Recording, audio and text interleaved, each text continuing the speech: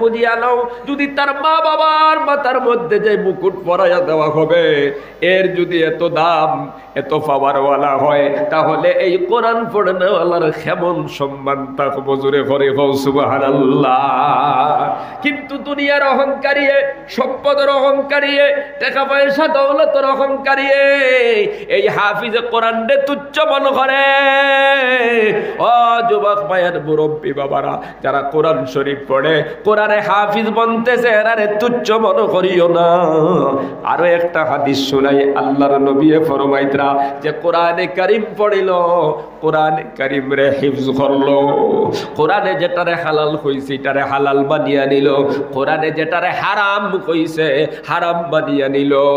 আল্লাহ পাক রব্বুল আলামিন ওই বান্দারে জান্নাতুর বাসিন্দা বানায়া দিবা। জোরে খাও সুবহানাল্লাহ। আর তার পরিবার তাকিয়া 10 জন আপনার জাহান্নামের উপযুক্ত মানুষ, যারা অনিবার্য জাহান্নামী, জাহান্নাম থেকে বাঁচার কোনো লাইন নাই, এবং 10 জন মানুষের সুপারিশ আল্লাহ পাক ওই বান্দার মাধ্যমে কবুল করিয়া জান্নাত লইয়া যাইবা। জোরে কও সুবহানাল্লাহ।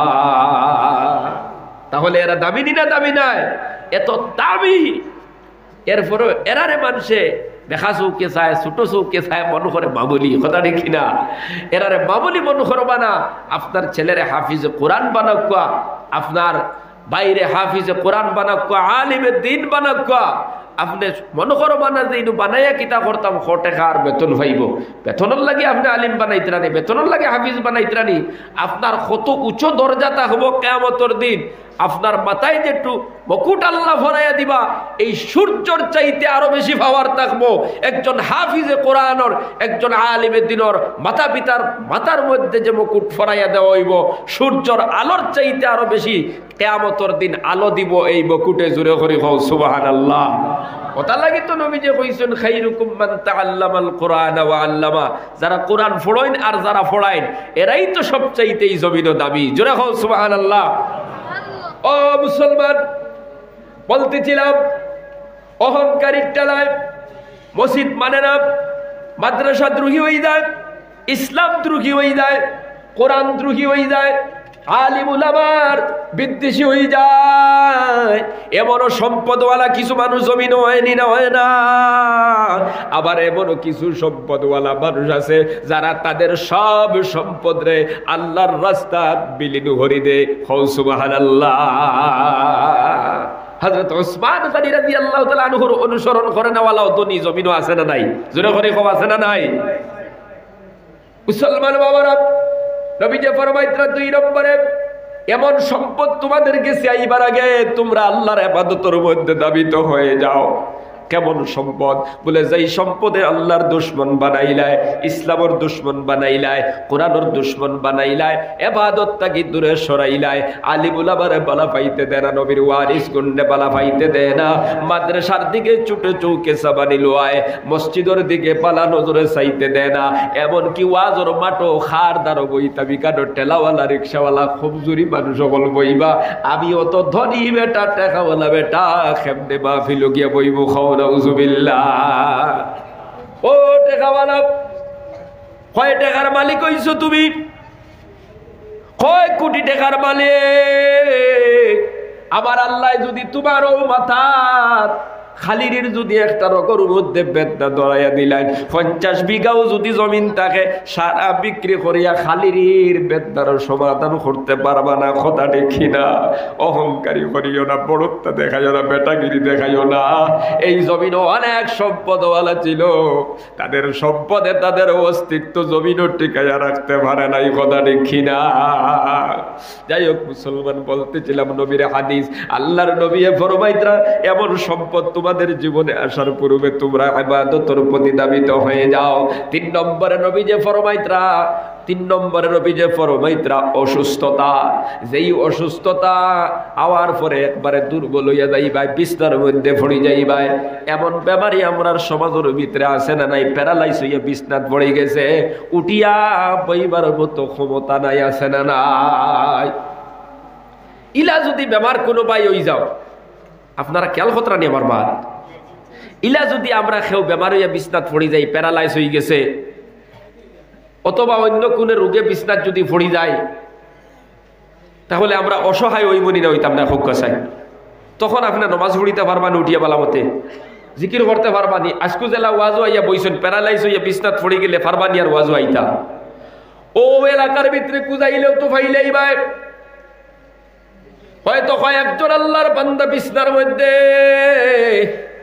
বাড়ির বয়া বয়া চকুর পানি পালার ঘর আল্লাহ যদি সুস্থ থাকতাম, আজকে তো ওই হাফিজিয়া মাদ্রাসার মাঠও কোরআনের বয়ান চলতেছে গেলামনে।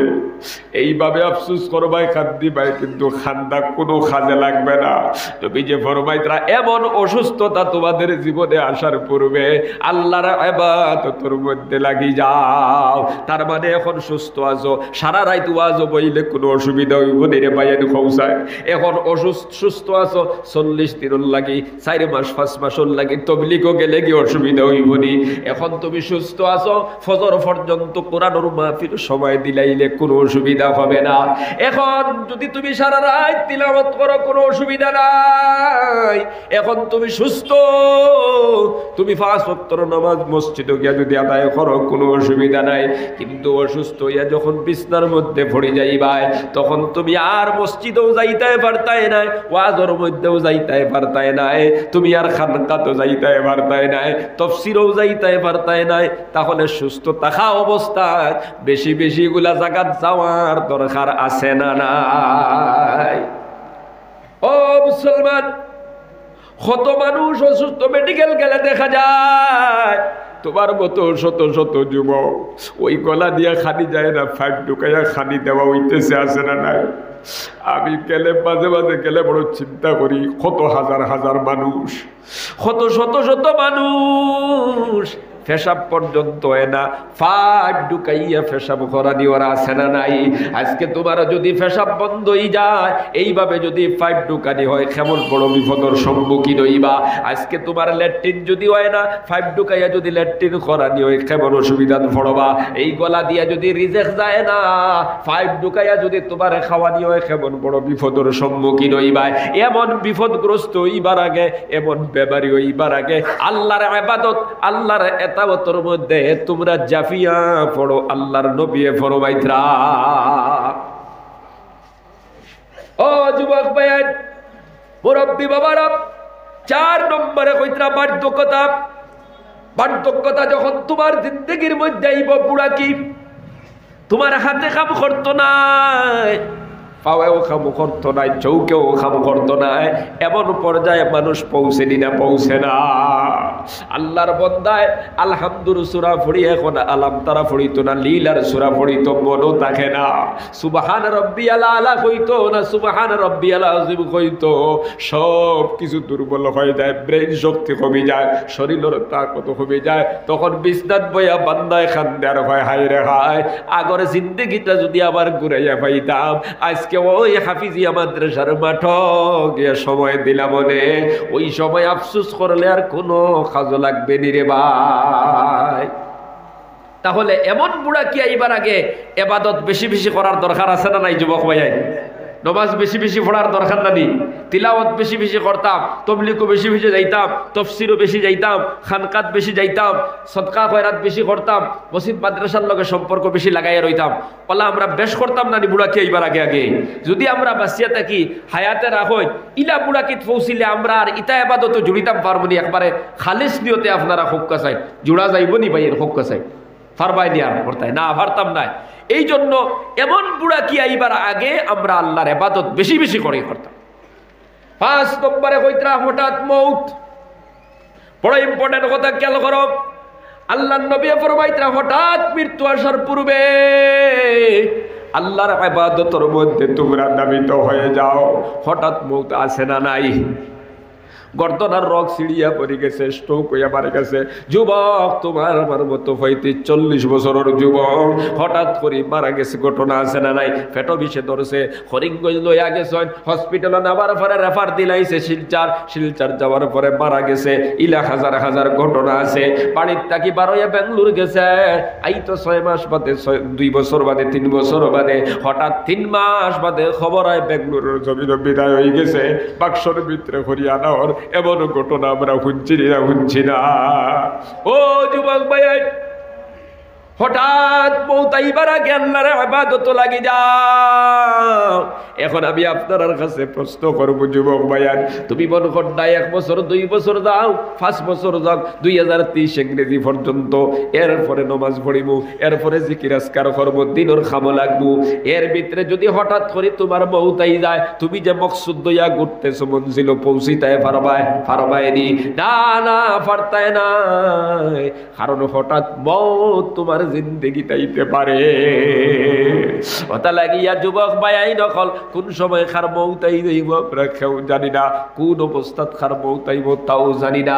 আল্লাহ ফরমাইতরা ওয়ামা তাদের নাফসুম বিআইয়ি আরজিন তামুত, কোন সময় কোন মুহূর্ত মৃত্যু আসবে দুনিয়ার কেউ জানে না, একমাত্র জানে কে? জোরে করে কও কে? আমার এক যুবক ভাই বেঙ্গলোর থাকি বাড়ির ঘর বানাইছে।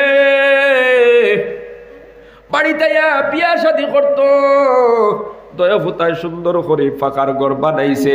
পরিচিত এক যুবকর কথা কইয়ার, ও মুসলমান বাবারা, আমার ভাই দখল, আমি প্রায় সময় আমার এই বাড়ির তারা দাওয়াত দিত, আমি তারা বাড়ির যাইতাম। প্রায় সময় বেটায় কইতা, হুজুর আমার 2 ফুয়া বিদেশ তখন দোয়া করবা। আল্লাহর বন্দার বড় ছেলে বিদেশ থাকি বেঙ্গলোর থাকি টাকা বাটাইয়া ঘর বানাই লাইছে বাবায়, সুন্দর করে ঘর বানানির পর এবার ছেলেরে কইলা, বাবা তুমি বাড়িতেও। ও যুবক মায়ের বাড়িতে আবার পর হইনা বেটি গিয়া দেখি লাইল, ব্যাগটা দেখে পছন্দ হয়ে গেছে, বিয়ার বন্দোবস্ত হইতো। ওই হইনার বাড়ির মানুষে কইলা, অমুক তারিখে তোমার বাড়িতে আমরা আইবু। দেখা দেখি শেষ করিয়া মসজিদ বইয়া মাত কথা শেষ করিলাইবু। যেই দিন সকালে ওরা রওনা দিছে, ওই দিন সকালে ওই যুবক দুনিয়ার থেকে বিদায় হয়ে গেছে। ও মুসলমান বাবারা, আমি নিজেই চলে যাচ্ছিলাম, তারা কইনা দেখা তাইছে, তারা আপনার জনজাত উপস্থিত। ইলা হঠাৎ বহুত আছে না নাই, কত বহুত আপনার জীবনে দেখলাম, তারপরে কেন ডরাও না? ওটা লাগি নবী যে ফরমাইতরা, হঠাৎ বহুত থাকি আল্লাহর দরবারে ফানা চাও। আমরা মন করে আখতাও মরে গেছে, বালা হইছে, কষ্ট হইছে না? বিছনার যদি 15 দিন রইতো কষ্ট হইল নে। হঠাৎ যদি তুমি মারা যাও, যদি তোমার খেউরুর লোকে লেনদেন থাকে শেষ করতে পারবাইনি, দরবার আছে মাফ চাইতে পারবাইনি, খেউরুর মাল ডাবিস লাগ ঘুরাইয়া দিতে পারতাই না, তওবা করার সময় পাইতাই না। এই জন্য নবী যে ফরমাইতরা, হঠাৎ মৌতটা কি আল্লাহর দরবারে ফানা চাও। ও যুবক ভাই, আজকে তুমি নামাজ পড়ো না, মনে মনে করে 2 বছর যাও, কিন্তু সামনের ফেব্রুয়ারি মাসের 12 তারিখ 15 তারিখ তুমি যদি হঠাৎ করে মারা যাও, বেনবাজি অবস্থায় তুমি কবরও গেলাই দিনা গেলাই না হৌসাই, এই অবস্থায় কবরও গেলে তুমি তো চিরস্থায়ী জাহান্নামী হইয়া গেলাই। এই জন্য হঠাৎ তোমার জীবনে মৌতাইবার আগে তুমি আল্লাহর ইবাদতের মধ্যে দাবি তোমার দরকার আছে না নাই? আসেনি যুবক ভাইয়ের কিতা কই? আমার লাখান যারা আসো যুবক, তোমাদের ভাইয়ের আসেনি ইল্লা দরকার মৌতাইবার আগে? ও যুবক ভাই, তাহলে এই কোরআনের মাহফিল থেকে ওয়াদা করো, আল্লাহ কোন সময় মৌতাইব জানা নাই। এই জন্য কোরআনের মাহফিল থেকে ওয়াদা করে নিলাম, আমি আর জীবনে কোনোদিন নামাজ ছাড়তাম না। আজকে শত শত যুবক ভাই এই নকল আসেন, 1 হোক নাই 2 হোক নাই, 500 600 1000 অক্তর খোঁজা নামাজ দিয়া ঘুরতেছে, আছে না নাই? এই অবস্থায় তুমি কবরের যদি বাসিন্দা হোক, কোনো উপায় থাকবে না। ও যুবক ভাই, তুমি কেন নামাজ পড়তে পারতাই না? তোমার গেছে নামাজের কেন সময় নাই? তোমার মতো যুবক যাও বেঙ্গলোর ডিউটি করে 5 ওয়াক্ত নামাজ পড়ে আসে না নাই। ওই দিন এক যুবক ফোন করে কইছে হুজুর দোয়া করবা, আমি ব্যাঙ্গালোর আছি ওয়ালা জায়গাতে আছি, প্রত্যেক শুক্রবারে জুমার নামাজও যাইতে পারি। ফইলা ফইলা মালিককে কিছু বেড়াচারা করতো, বাদে এখন মালিক খুশি হইয়া কইছে শুক্রবারে তোমরা জুমার নামাজও যাইও। আমরা এখন 5 ওয়াক্ত নামাজ কোম্পানির ভিতরে পড়া শুরু করে দিছি। ব্যাঙ্গালোর গিয়েও নামাজ পড়তে পারে, সৌদি আরব নামাজ গিয়া পড়তে পারে, দুবাইতে গিয়ে নামাজ পড়তে পারে। এমনও যুবক ভাই আছে না নাই? তুমি বাড়ির থেকে এখানে পারো না? তোমার আমার মতো ব্যস্ত, তোমার আমার মতো যুবক সারাদিন মেস্তরি কাম করে, ফাঁকার মেস্তরি করে, কাঠ মেস্তরি করে, কিন্তু নামাজ পড়ে আসে না নাই? হোসাইন তোমার আমার মতো যুবক সারাদিন গাড়ি চালায় কিন্তু নামাজ পড়তেও পারে, খোঁজা হয়ে গেলে বিয়ালে বাড়িতে আদায় করিল। এমনও যুবক আছে না নাই? তোমার আমার মতো যুবক সারাদিন দোকানদারি করে, টাইমে টাইমে মসজিদে গিয়ে নামাজ পড়ে, তুমি এখানে পারো না রে ভাই। তুমি নিজে নিজরে জাহান্নামের মধ্যে ঢুকাইয়া দাঁড়ায়। এই জন্য সময় আছে সংশোধন জীবনটারে পাল্টাও, 5 ওয়াক্ত নামাজ জীবনের মধ্যে ফিটিং করিয়া লও। হযরতে জুনায়েদ বাগদাদী রাহমাতুল্লাহ আলাইহি দোকানদারি করতা, দোকানদারি করে করে ডেইলি 600 রাকাত নফল নামাজ পড়িতা। সুবহানাল্লাহ। আর আজকে আবার অনেক যুবক আছে দোকান দিলাইলে আর বস্তু যাইবার সময় হয় না, কথা ঠিক কিনা? শুক্রবারেও যাইতো চায় না, সময়ের অভাবে গেছে, দোকানও বিকি বাড়ি গেছে। খোকা নাউজুবিল্লাহ। ও যুবক ভাই, জাহান্নামী হইয়া কবরে যাইও না, বিপদী হইয়া কবরে যাইও না। আমরা লগর যারা কবরে গেছুন গিয়া তারা খেয়েও গুড়িয়াইতো না, সেও দুনিয়া তার ঘুরিয়াইতো না, আমরা গেল আর ঘুরিয়াইতাম না। এই জন্য আজকের এই হাফিজিয়া মাদ্রাসার মাঠো যারা যুবক ভাইয়া, আবার মতো যুবক যারা আছো তোমাদের হইয়া প্রত্যেকের হইয়ার হুনো জীবনের মধ্যে 5 ওয়াক্ত নামাজ ফিটিং করিয়া নাও। ইমানের পরে সবচেয়ে বড় ইবাদতের নাম হচ্ছে নামাজ। 1 ওয়াক্ত নামাজ ছাড়িয়া কবর গেলে বড় বিপদগ্রস্ত হইবাই। তোমার কবরের গাড়া জাহান্নামের গাড়া হয়ে যাইব, তোমার কবরের ভিতরে সাপ ঢুকি যাইব, ওখানে তুমি বড় কষ্ট করবা আর মৃত্যু কামনা করতে থাকবা। ওই জাহান্নামের ভিতরে শুধু আগুন আর আগুন তোমার জন্য অপেক্ষামান রয়েছে। এই জন্য কোরআনের মাহফিল থেকে ওয়াদা করো আর আল্লাহ, আজকের এই কোরআনের মাহফিল থেকে ওয়াদা করলাম আর জীবনে কোনোদিন নামাজ ছাড়িতাম না। 5 ওয়াক্ত নামাজ পড়া শুরু করে দাও, আর মনে মনে নিয়ত করো আল্লাহ আমার জীবনে যত ফরজ আর ওয়াজিবাত খোঁজা হইছে আমি আজকে তাকে আদায় করা শুরু করে দিলাম। এই বলি আজকের এশার নামাজটাকে যদি আরম্ভ করে দাও, এশার নামাজটাকে নামাজ যদি শুরু করে দাও আর খোঁজাওয়াটা যদি তোড়া তোড়া আদায় করা শুরু করে দাও, একদিন গেল, 2 দিন, 3 দিন, 5 দিন যাওয়ার পরে হঠাৎ তোমার মৌতাই গেল, তুমি মারা গেলায়, অ্যাক্সিডেন্টে মারা গেলায়, অথবা অন্য কোনো বেমারে হঠাৎ তুমি মারা গেলায়। এই অবস্থায় যদি তুমি কবরের বাসিন্দা হয়ে যাও, আল্লাহ তোমার গত জিন্দেগির সব গুনাহ মাফ করিয়া হয়তো তোমার জান্নাতের বাসিন্দা বানাইয়া দিতে পারেন। জোরে হও সুবহানাল্লাহ। এই জন্য যুবক ভাইয়ের যারা আছো তোমার তান্ডে হইয়ার আজকের এই মাহফিলটাকে কি ওয়াদা দিতে পারো ভাই, আর কোনোদিন নামাজ ছাড়িতাম নাই। ফাড়ো গেলেও নামাজ পড়মু, বন্দর খেত গেলেও পড়মু, টাইবারিত গেলেও পড়িমু, বেঙ্গলোর চেন্নাইত গেলেও পড়িমু, যদি আমি মেঘালয় যাই, গুয়াহাটিত যাই, ওখানেও পড়িমু। কোনো কারণ বশত খোঁজা হয়ে গেলে খোঁজা আদায় করে নিব, আর কোনোদিন নামাজ ছাড়ব না। এমন খালিস নিয়ত যাদের আছে খান উঠাইয়া আল্লাহরে দেখাই দেব ইনশাআল্লাহ। পড়িবাই তো সবে দয়া উঠাইয়া দেখাও ইনশাআল্লাহ। নারে তাকবীর, নারে তাকবীর। ও আল্লাহ, এই কোরআনের ভয়ে দাদাকে যত ভাইয়ের দাঁত উঠাইছো তুমি দেখো রে আল্লাহ, এই আতখানের তোর খবর মদিনাত পৌঁছাইয়া দেও। জোরে করে হো আমিন। আল্লাহ সব বাইরে নমাজি বানাইয়া দেও, আল্লাহর ইবাদত আর ইতাআতের মধ্যে দাবিত করিয়া দেও। সবে হো আমিন। আল্লাহ আমরা সবর নেক আমল করার তৌফিক আতা ফরমাও। জোরে করে হো আমিন। জিকির করো লা ইলাহা ইল্লাল্লাহ আসার পূর্বে ইবাদত লাগি যাও 6 নম্বরে কইত্রা এই জমিনের দজ্জাল আসার পূর্বে আল্লাহর ইবাদত লাগি যাও ইবাদতের মধ্যে দাবিত হয়ে যাও আর 7 নম্বরে কইত্রা ও মুসলমান কিয়ামত আসার পূর্বে আল্লাহর ইবাদতের মধ্যে দাবিত হয়ে যাও কিয়ামতের ভয়াবহতা এটা আরো বড় কঠিন আরো বড় ভয়ঙ্কর এই জন্য জীবনটারে সংশোধন বানাইলাইতাম আল্লাহর প্রত্যেকটি নির্দেশনা মানিয়া আমরা এই জমিনও এমন অবস্থায় কাটায় যাইতাম যেন আমরা একজন মুসাফির অথবা একজন প্রবাসী আর আমরা সব সময় আখিরাতের পুঁজি সংগ্রহ করতাম অর্থাৎ আল্লাহর ইবাদতের মধ্যে আমরা সব সময় রইতাম দোকানদারি খরর ভাই কোনো বাধা নাই তুমি করো আমি কইয়ার না তুমি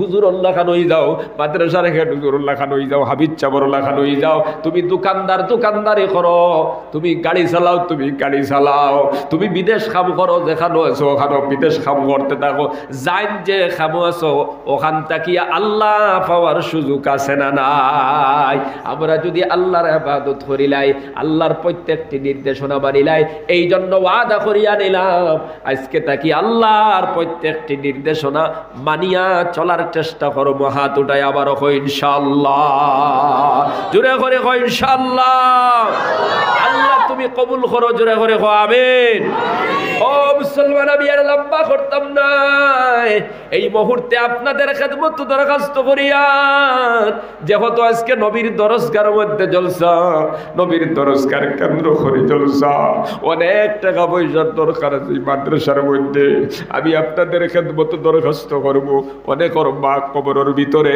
অনেকের বাবা কবরের ভিতরে এই মুহূর্তে কবর তাকিয়া অনেক মূর্তে গানে সাইত্রা আমার সন্তান কোরআনের মাহফিল গেছে আমি মায়ের জন্য আবার ফয় আমার লাগে দোয়া করাইব আমি বাবার লাগে আবার ফয় দোয়া করাইব আল্লাহ আমার সন্তানের নবীর দরজগার দিব মসজিদ দিব আমি আপনাদের খেদমত দরখাস্ত করি আর কতর মায়ে আর বাবা আর মায়ে কবর তাকি সাইত্রা আমার সন্তানে আমার লাগি ফাটাইয়া দিব এই মুহূর্তে আমরা সবে তুড়া তুড়া ওই নবীর দরজগার দিয়া মা বাবার মূর্তে গানের জন্য ফাটাইয়া দিতে রাজি।